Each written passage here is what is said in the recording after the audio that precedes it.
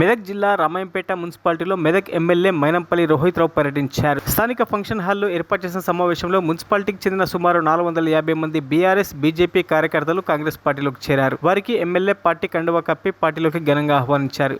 అనంతరం వారు మాట్లాడుతూ కాంగ్రెస్ పార్టీ కార్యకర్తలకు అండగా ఉంటుందని, కార్యకర్తలను కడుపులో పెట్టుకుని కాపాడుకుంటామని తెలిపారు. కాంగ్రెస్ పార్టీ ఎన్నికలకు ముందు ఇచ్చిన 6 గ్యారంటీ పథకాల్లో 5 గ్యారంటీ పథకాలను ఇప్పటికే అమలు చేస్తున్నామని, రాబోయే రోజుల్లో రుణమాఫీ చేసి పూర్తి స్థాయిలో రైతులను ఆదుకుంటామని తెలిపారు. వచ్చే పార్లమెంట్ ఎన్నికల్లో కాంగ్రెస్ పార్టీ ఎంపీ అభ్యర్థి నీలం మధును అత్యధిక మెజార్టీతో గెలిపించాలని ఈ సందర్భంగా వారు పిలుపునిచ్చారు.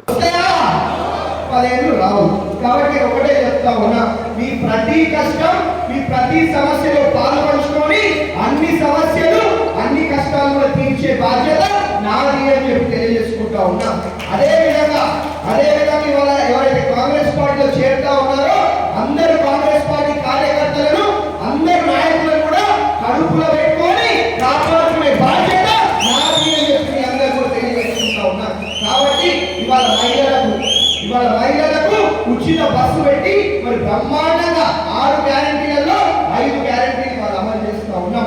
10 లక్షల ఆరోగ్యశ్రీ కానివ్వండి, 500కే గ్యాస్ సిలిండర్ కానివ్వండి, మరి మా మహిళా సోదరులకు బస్సు కానివ్వండి, ఇవన్నీ కూడా ఫ్రీ కరెంట్ కానివ్వండి, ఇవన్నీ కూడా మరి మనం గెలిచిన 3 నెలల్లోనే అమలు చేస్తూ ఉన్నాం. కనీసం మెదక్లో ఉన్న చౌరస్తాలను కూడా ఈ రోజులు అభివృద్ధి చేయలేదు.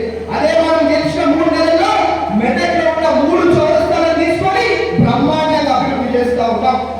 మరిన్ని అప్డేట్స్ కోసం మా ఛానల్ని సబ్స్క్రైబ్ చేయండి.